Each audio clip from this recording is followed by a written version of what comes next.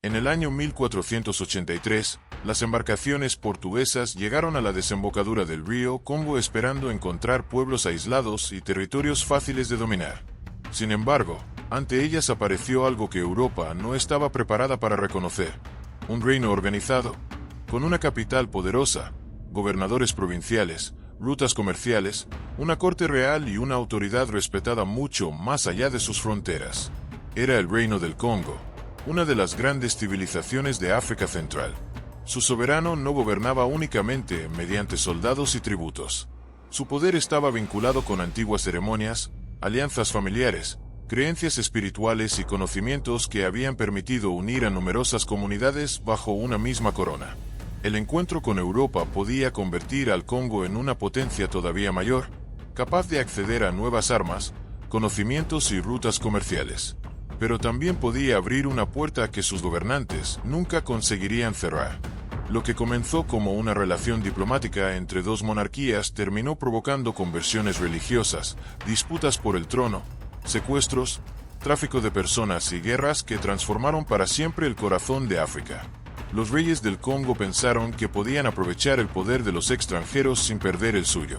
Los portugueses, mientras tanto, comprendieron que dentro de aquel reino existía algo mucho más valioso que el oro, el cobre o el marfil. Durante generaciones, sus gobernantes enviaron embajadores a Europa, intercambiaron cartas con monarcas y autoridades religiosas, adoptaron elementos del cristianismo y trataron de mantener el control de sus territorios. Sin embargo, detrás de aquellas alianzas crecía silenciosamente un negocio capaz de destruir familias, enfrentar provincias y convertir seres humanos en mercancía. Pero existe una parte de esta historia que rara vez se cuenta. El reino del Congo no desapareció inmediatamente después de ser atacado, ni cayó simplemente porque fuera débil. Resistió, se reconstruyó y conservó secretos culturales que sobrevivieron incluso al colapso de su poder político. ¿Cómo consiguió este reino administrar un territorio tan extenso? ¿Qué significaba realmente ser Manicongo? ¿Por qué algunos soberanos aceptaron la religión de los europeos? ¿Qué contenían las cartas desesperadas enviadas por un rey africano a Portugal? ¿Y quiénes se beneficiaron de que la memoria de esta civilización fuera reducida a unas pocas páginas de la historia? Para comprenderlo, debemos regresar al tiempo anterior a la llegada de los barcos portugueses, cuando en el centro de África ya existía un reino que no necesitaba ser descubierto, porque llevaba generaciones construyendo su propio mundo. Antes de comenzar, ¿por qué no te suscribes y te unes a nuestra comunidad apasionada por la historia y la cultura?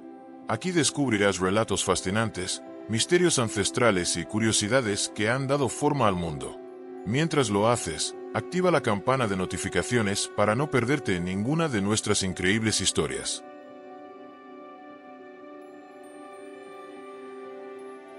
Mucho antes de que las velas portuguesas aparecieran frente a la costa atlántica, las comunidades de habla kikongo ya habían creado aldeas, mercados, rutas y autoridades entre el río Congo, la costa de la actual Angola y las tierras del interior. El reino del Congo no nació de un espacio vacío. Fue el resultado de generaciones de agricultura, migraciones, intercambios, alianzas y competencia entre linajes que controlaban tierras y caminos comerciales. La fecha exacta de su fundación continúa discutida. La tradición Congo la sitúa hacia finales del siglo XIV y vincula la dinastía con Lukeni Luanimi, también llamado Nimi a Lukeni. Relatos posteriores lo presentan como un dirigente del norte del río Congo que avanzó hacia el sur, sometió a autoridades locales y creó un nuevo centro de poder. No existen documentos contemporáneos sobre su infancia, romances, frases o últimos días. Su figura procede de tradiciones transmitidas durante generaciones, por lo que los historiadores separan la memoria dinástica de los hechos comprobables. Según esos relatos, Lukeni no se limitó a conquistar. Tuvo que negociar con familias influyentes, reconocer autoridades existentes y convertir la victoria en un orden aceptado. Comprendió que ningún gobernante podía conservar un territorio amplio usando solo el miedo. Debía repartir responsabilidades, proteger rutas, exigir tributos sin arruinar a quienes los pagaban y mostrar que la unión ofrecía beneficios. El nuevo reino prometía protección, comercio y prestigio a quienes aceptaran unirse. Pero cada familia que cedía autonomía quedaba también expuesta a decisiones tomadas lejos de su comunidad. El soberano era el Manicongo, señor del Congo. No era propietario absoluto de todas las tierras ni podía ignorar a los linajes poderosos. Gobernaba mediante nobles, consejeros, gobernadores y jefes provinciales. Las provincias enviaban tributos, el rey confirmaba cargos, resolvía disputas, concedía honores y organizaba campañas. Debía ser fuerte para impedir la fragmentación, pero prudente para no unir a las élites contra él. La sucesión no seguía siempre una regla simple de padre a hijo. Varios miembros de la familia real podían reclamar legitimidad, y los vínculos maternos tenían gran importancia. Un candidato necesitaba parentesco, prestigio y aliados. En tiempos tranquilos, la competencia podía resolverse mediante acuerdos. Durante una crisis, podía terminar en lucha armada. Más de una familia podía creerse destinada a gobernar. Banza Congo, la capital, se levantó sobre una meseta situada a unos 570 metros sobre el nivel del mar. Antes de que aparecieran iglesias de piedra, ya era el centro político y espiritual del reino. Allí estaban la residencia real, el tribunal consuetudinario, espacios funerarios de la realeza y un árbol sagrado relacionado con la autoridad. Sus edificios utilizaban materiales locales. Los europeos describieron después una concentración urbana importante. No era una aldea improvisada, sino una capital organizada. La altura ofrecía ventajas defensivas y políticas. Desde la ciudad, la corte controlaba caminos y recibía delegaciones lejanas. Mensajeros llevaban órdenes y noticias. El gobierno dependía de especialistas en memoria, genealogías, protocolos orales, juramentos y símbolos de rango. La falta de escritura alfabética generalizada no significaba ausencia de leyes. Las obligaciones eran conocidas y las decisiones se proclamaban públicamente. Para un visitante extranjero, un sistema sostenido por la palabra podía parecer frágil. Sin embargo, aquella red de compromisos permitió gobernar durante generaciones sin copiar los instrumentos administrativos de Europa. La economía descansaba en la agricultura. Se cultivaban mijo, sorgo, ñame, legumbres y productos de la palma. Los cultivos americanos llegarían después. Los mercados conectaban zonas con recursos distintos. Desde la costa circulaba sal, de otras regiones llegaban cobre, hierro, cerámica, pescado seco, marfil y tejidos de rafia. Estas telas servían en pagos, intercambios y ceremonias. La sociedad se organizaba alrededor de familias extensas y linajes. Pertenecer a una comunidad determinaba derechos, deberes, herencias y alianzas. Los matrimonios podían unir grupos y fortalecer reclamaciones políticas. Aunque se desconocen los romances de Luquen y Luanimi, las uniones nobles consolidaban pactos, conectaban provincias y producían aspirantes al trono. La vida familiar de las élites tenía consecuencias públicas. El mundo espiritual formaba parte de la política. Los antepasados ocupaban un lugar central en la memoria colectiva, y la autoridad debía respetar la relación entre vivos, muertos, territorio y comunidad. Especialistas rituales intervenían ante enfermedades, juramentos y disputas. El Manicongo debía proteger el equilibrio. Una mala cosecha, una derrota o una sucesión caótica podían debilitar su prestigio.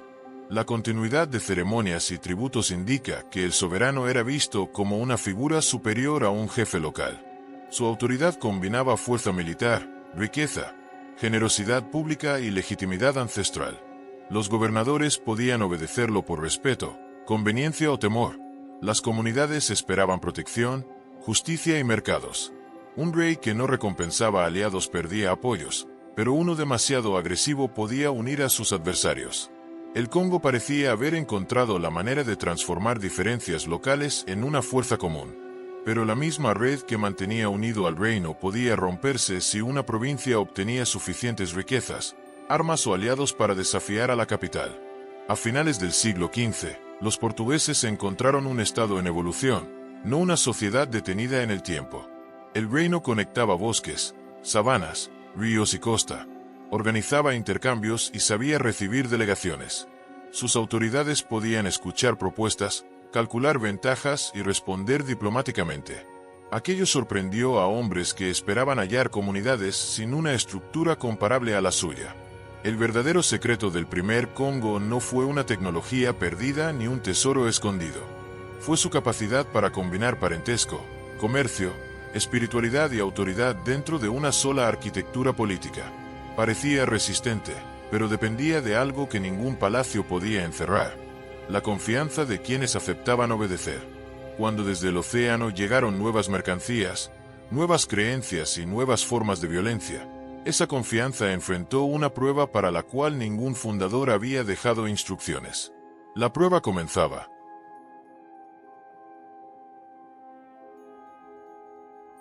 Para comprender el poder del Manicongo hay que imaginar Mbanza Congo antes de las iglesias, las cruces de piedra y los nombres portugueses.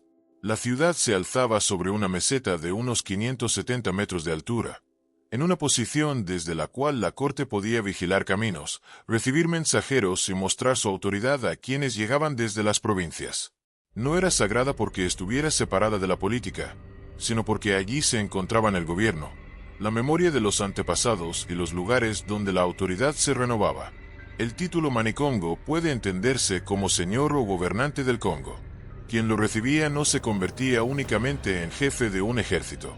Pasaba a representar la unidad de territorios habitados por comunidades con sus propios dirigentes, intereses y tradiciones. Su conducta debía transmitir firmeza, dominio de sí mismo, generosidad y capacidad para escuchar. Un soberano que reaccionara impulsivamente podía provocar temor durante un tiempo, pero también despertar alianzas en su contra. Por eso la psicología del poder exigía controlar las emociones en público y medir cuidadosamente cada recompensa, castigo y nombramiento. No se conservan diarios personales de los primeros manicongos ni testimonios escritos que permitan reconstruir con certeza sus conversaciones privadas, romances o pensamientos íntimos. Gran parte de lo que se conoce procede de tradiciones orales, restos arqueológicos y descripciones redactadas después del contacto con Portugal. Esa limitación es importante.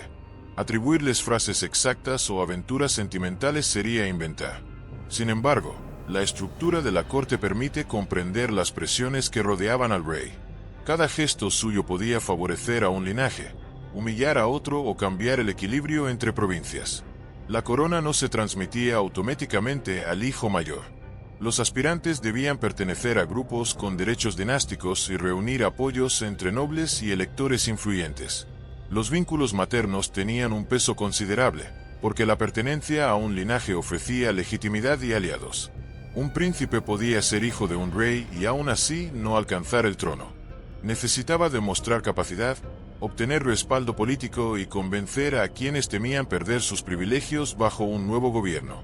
La elección permitía impedir que un heredero incapaz recibiera el reino sin oposición, pero también convertía cada muerte real en una oportunidad para que varios candidatos afirmaran que la corona les pertenecía. Los tejidos finos requerían habilidad y tiempo.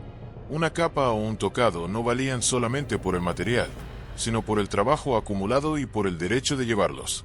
La corte utilizaba estos signos para distinguir a quienes tenían autoridad.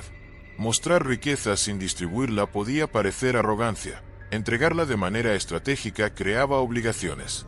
Los gobernantes ofrecían regalos, confirmaban cargos y reconocían servicios, pero cada concesión generaba expectativas futuras.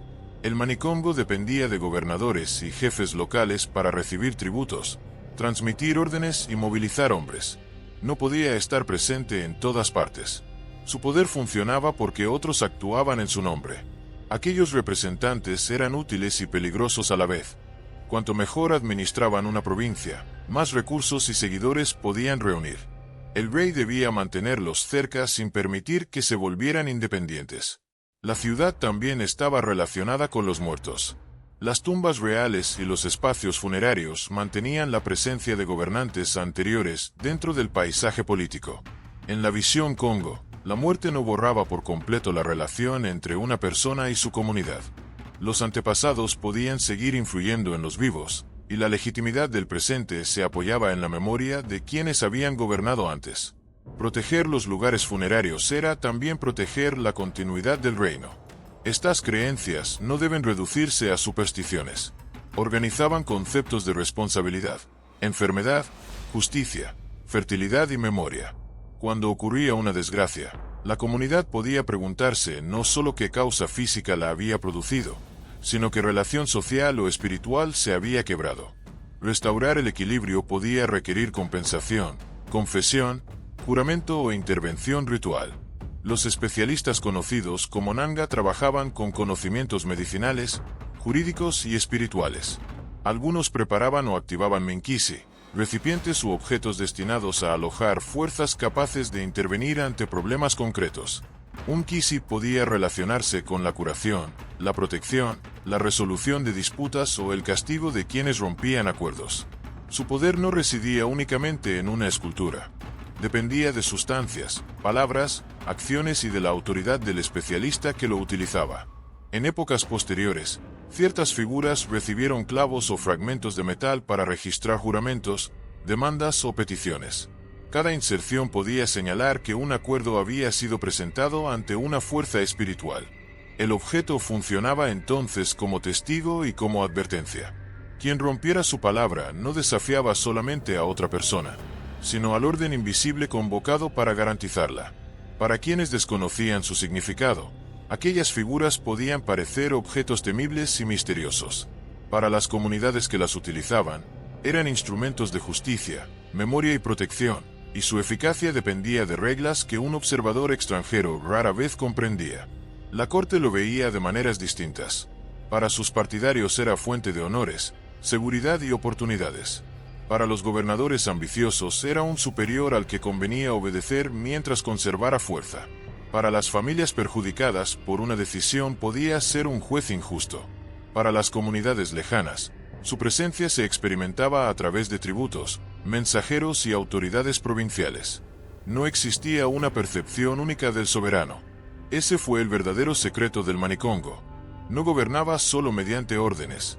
Gobernaba porque miles de personas entendían que representaban la capital, los antepasados, los tributos y la corona.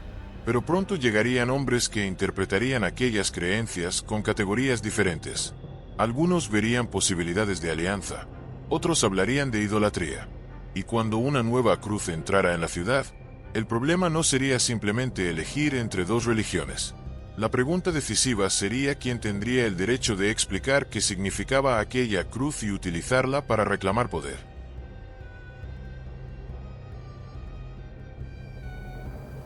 En 1483, la expedición del portugués Diogo Cao llegó a la desembocadura del río Congo. Los europeos avanzaban por la costa africana buscando rutas, aliados y productos. Llevaban pilares de piedra llamados padroes, con los que la corona proclamaba su presencia. Ese gesto tan solo tenía sentido para Portugal.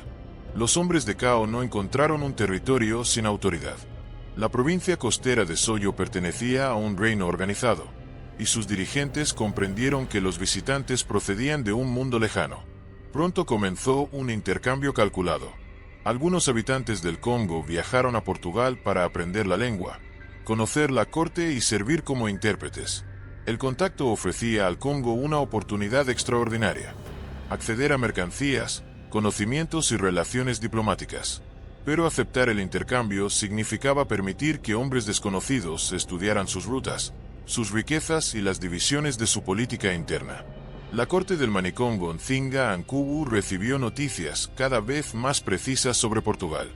No se conservan diarios del rey, por lo que cualquier descripción de su psicología debe apoyarse en sus decisiones. Su conducta sugiere prudencia y ambición. No rechazó a los extranjeros, pero tampoco entregó su reino sin condiciones. Pareció considerar que una alianza con otra monarquía aumentaría su prestigio frente a las provincias y le ofrecería recursos para reforzar la corona. En 1490 llegaron misioneros y representantes portugueses. El cristianismo fue presentado como la religión del rey João II de Portugal y como una vía para crear parentesco político entre ambas cortes. Para Nzinga Ankubu, el bautismo no tenía por qué significar al principio la destrucción de toda tradición congo. Podía interpretarse como la incorporación de una nueva fuerza sagrada y de una alianza internacional. El 3 de mayo de 1491, Nzinga Ankubu recibió el bautismo y adoptó el nombre de João. Su esposa principal fue bautizada como Leonor, y varios nobles siguieron el ejemplo de la pareja real. La ceremonia tenía un significado religioso, pero también político. Al aceptar un nombre cristiano, el Manicongo se presentaba ante Portugal como soberano de un reino cristiano, digno de embajadas, maestros y reconocimiento. La conversión no fue una imposición recibida por una población pasiva. La corte seleccionó, tradujo y reinterpretó conceptos. Palabras cristianas debían explicarse en Kikongo. Ideas como Dios, pecado o resurrección se enfrentaban a una visión del mundo que ya poseía categorías sobre los antepasados, la curación, la muerte y el poder invisible. Los intérpretes no repetían sonidos, decidían qué equivalencias podían hacer comprensible la doctrina.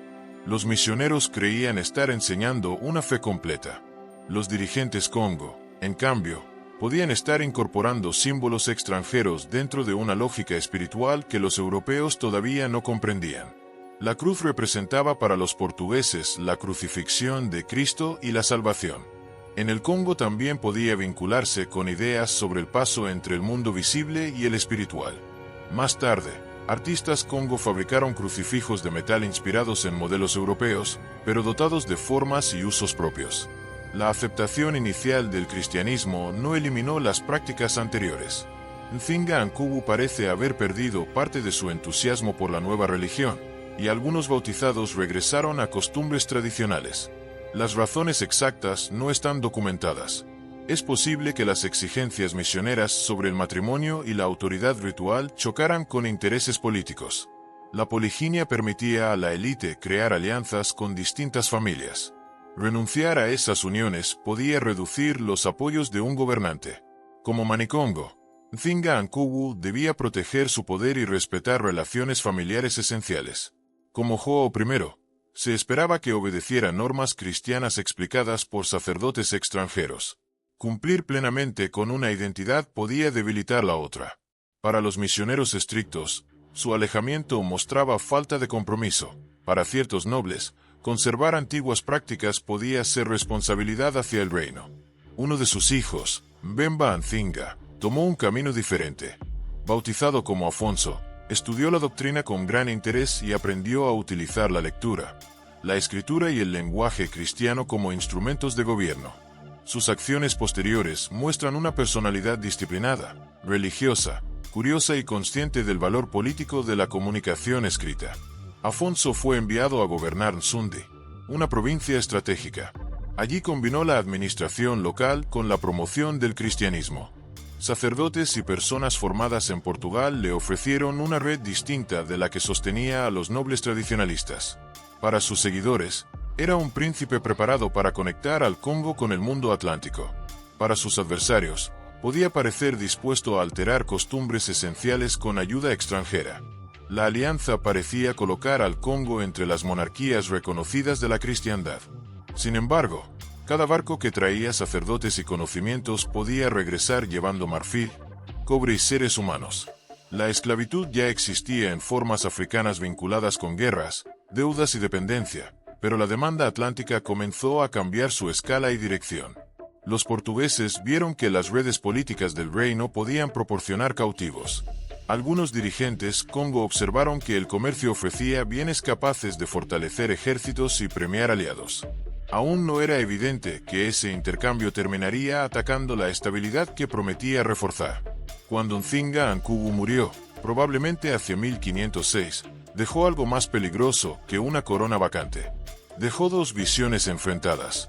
Afonso defendía una monarquía cristiana conectada con Portugal. Su medio hermano Mpanzu Akitima fue recordado como representante de quienes deseaban conservar o restaurar las prácticas antiguas. La disputa decidía qué linajes controlarían la capital y quién interpretaría el encuentro con Europa. La llegada de los hombres del océano no había conquistado todavía al Congo. Había hecho algo más profundo. Introdujo nuevos recursos, palabras y posibilidades dentro de una competencia ya existente. La cruz podía servir para rezar, legitimar a un príncipe o desafiar a un rival. Y antes de convertirse en símbolo de unión, sería levantada sobre el campo de una batalla entre hermanos.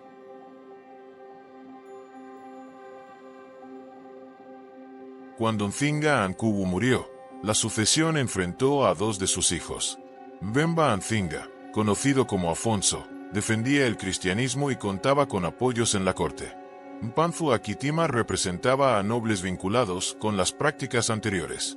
La disputa decidía quién gobernaría el Congo y qué rumbo tomaría el reino después del contacto con Portugal.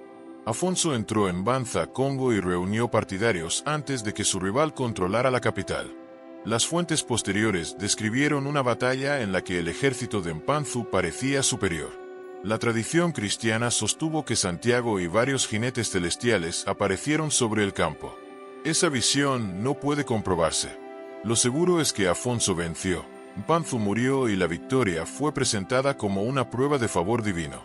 Para sus seguidores, el triunfo demostraba que la nueva fe protegía al reino.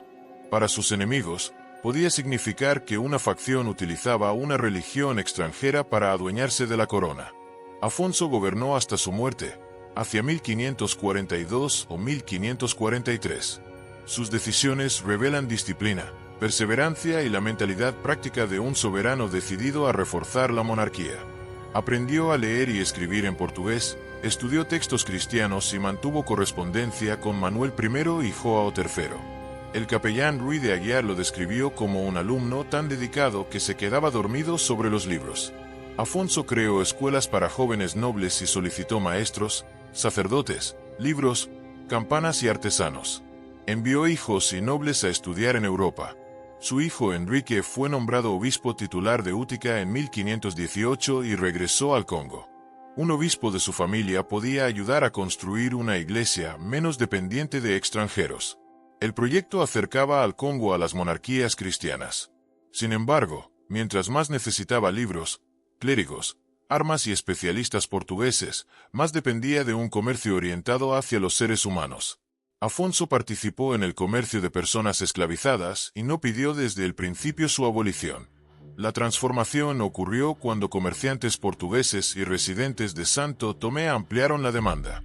El incentivo económico penetró en las rivalidades locales y convirtió el secuestro en un negocio de gran escala. Tejidos, vino, armas, caballos y objetos religiosos podían premiar aliados del soberano. Circulaban marfil y cobre, pero la demanda de cautivos creció. Funcionarios congo, nobles, intermediarios y portugueses se beneficiaron del sistema. La autoridad real fue burlada. Personas libres eran capturadas, acusadas falsamente o vendidas sin autorización. Ni siquiera algunos nobles estaban seguros. Los traficantes llevaban cautivos hacia la costa antes de que un juez revisara el caso. Cada desaparición debilitaba hogares, cultivos y tributos. Lo que enriquecía a unos pocos destruía la base humana del reino.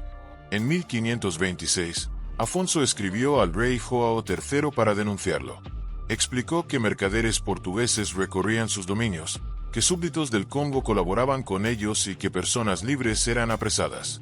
Advirtió que el país estaba siendo despoblado. Solicitó restringir a los comerciantes y permitir principalmente bienes necesarios para la iglesia y la educación. Sus cartas fueron una negociación entre coronas. Afonso llamaba hermano al rey portugués y deseaba conservar la alianza. Quería regular el tráfico, proteger a sus súbditos y mantener los beneficios religiosos y técnicos de la relación. Allí estaba su contradicción.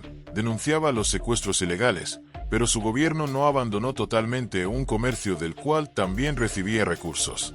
Parecía posible crear tribunales, inspeccionar a los cautivos y castigar a los secuestradores. Pero cada control dependía de hombres que podían enriquecerse más desobedeciendo al rey que cumpliendo sus órdenes. Afonso dispuso que los cautivos fueran examinados por representantes reales para determinar si su esclavización era legal. En la práctica, las distancias, la corrupción y los intereses privados dificultaban la vigilancia. Portugal tampoco quería perder un negocio relacionado con las plantaciones de Santo Tomé. La relación se volvió amarga. Afonso pedía médicos, maestros y sacerdotes, mientras muchos portugueses buscaban ganancias. Algunos clérigos fueron acusados de comerciar con cautivos y actuar contra la moral que predicaban. Para un rey que había unido su legitimidad al cristianismo, esos escándalos eran peligrosos. Sus adversarios podían preguntar por qué obedecer a extranjeros incapaces de respetar sus propias reglas. No existen testimonios fiables sobre romances de Afonso. Tuvo hijos con funciones políticas y religiosas, pero las fuentes hablan sobre todo de diplomacia, sucesión e iglesia. Su familia era una institución de gobierno. Sus descendientes podían estudiar, administrar provincias o representar el proyecto cristiano. Atribuirle amores secretos sería convertir la falta de documentos en ficción. En 1540, siendo anciano, Afonso sufrió un intento de asesinato mientras asistía a la misa de Pascua. Las fuentes relacionan la conspiración con portugueses residentes y luchas internas. Sobrevivió, pero el ataque mostró su vulnerabilidad. El templo que simbolizaba la alianza con Portugal fue escenario de una agresión vinculada con aquella presencia extranjera. En sus últimos años vio crecer las rivalidades entre hijos y nietos que aspiraban al trono. No se conserva un relato diario de su enfermedad ni una frase final comprobada. Murió hacia finales de 1542 o comienzos de 1543. Su hijo Pedro lo sucedió, aunque fue desplazado poco después. Afonso dejó escuelas, una iglesia africana en formación y una correspondencia excepcional, pero también un comercio que no logró controlar. Durante décadas creyó que podía utilizar la alianza portuguesa para fortalecer al Congo sin entregar su soberanía. Sus cartas demostraron que comprendió el peligro, aunque ya no poseía los medios para detenerlo. Las advertencias de Afonso sobrevivieron porque fueron guardadas en archivos europeos. Las voces de las personas capturadas no tuvieron la misma oportunidad. Detrás de cada carta había comunidades que perdían habitantes y familias que ignoraban el destino de sus parientes. Portugal no desconocía lo ocurrido. El rey del Congo se lo explicó con claridad. La pregunta era cuánto podía resistir un reino cuando sus aliados obtenían ganancias de su debilitamiento.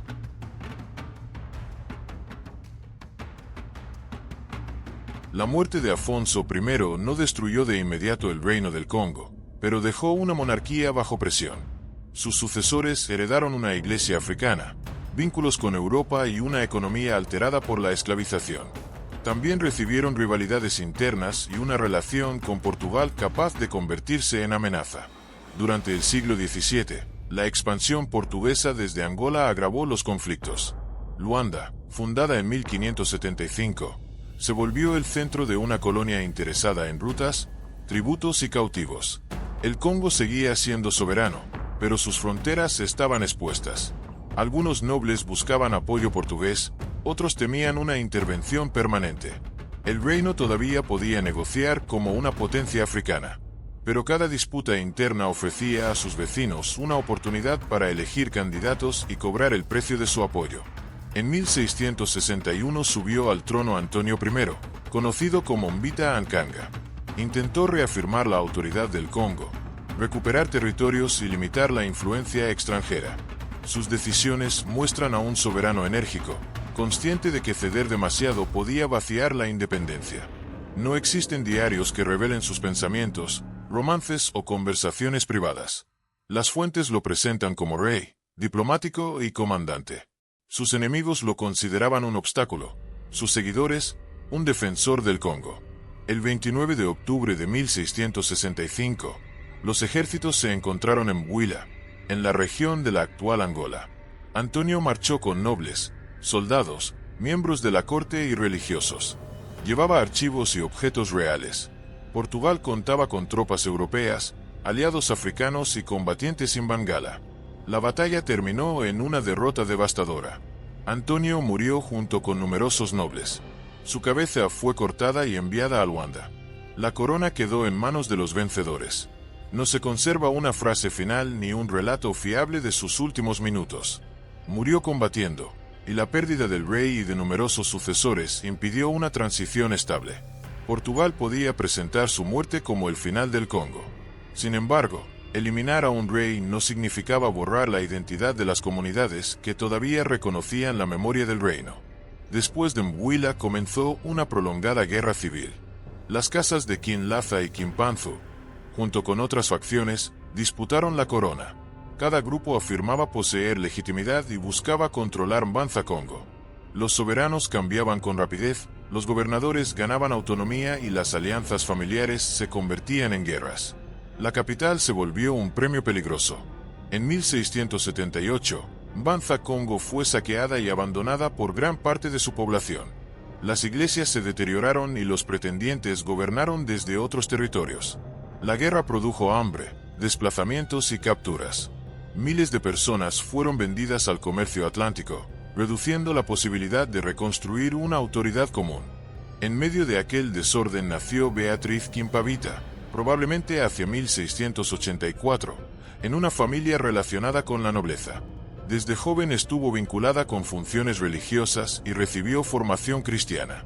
Hacia 1704 afirmó que San Antonio de Padua hablaba mediante ella. No rechazó a Cristo, reinterpretó la fe desde el Congo. Kimpavita enseñaba que Jesús, María y San Francisco eran congoleses y situaba acontecimientos sagrados dentro de la geografía del Congo. Denunciaba la dependencia de los misioneros europeos y convertía una religión extranjera en fuente de dignidad. A una población agotada le proponía regresar a Mbanza, Congo, restaurar la capital y reunificar el país. Para sus seguidores, aquella joven podía transformar la fe en una fuerza de reconciliación. Para los reyes rivales y los capuchinos, su popularidad amenazaba con crear una autoridad espiritual más poderosa que sus coronas. Kimpavita reunió partidarios en la capital abandonada. Personas de distintas facciones la escucharon y algunos nobles se acercaron. Su conducta fue descrita sobre todo por enemigos que querían presentarla como impostora, por lo que esos testimonios exigen cautela. Los capuchinos la consideraban hereje. Sus seguidores la reconocían como mensajera inspirada. No se conservan textos escritos por ella. Su vida privada también fue utilizada en su contra. Kimpavita tuvo un hijo, y sus acusadores presentaron el embarazo como prueba de engaño moral. Ella sostuvo que el nacimiento no invalidaba su misión. No existe información para reconstruir un romance ni todas las circunstancias de la relación. Su maternidad se convirtió en parte del proceso contra ella. El rey Pedro IV intentaba reunificar el Congo.